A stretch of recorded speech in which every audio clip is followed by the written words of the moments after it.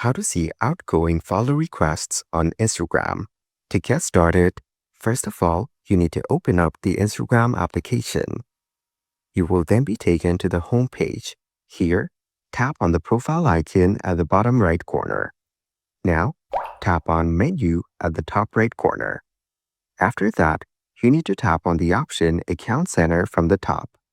Then, tap on Download Your Information and Permissions. You will then be taken to this page. Tap on Download Your Information. Now select Download or Transfer Information.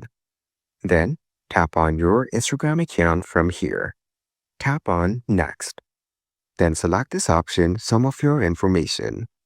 Scroll down and select the option Followers and Following and hit Next. Then, tap on the option Download to Device. After that, you need to set the date range.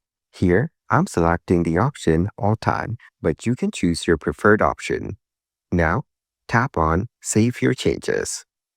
Then, select the file type and quality of the media.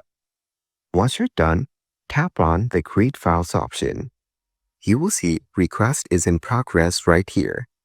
Once the progress file is finished, you will get to see the download option. Hit the download button, and the file will be saved in your device and ready to view from your phone.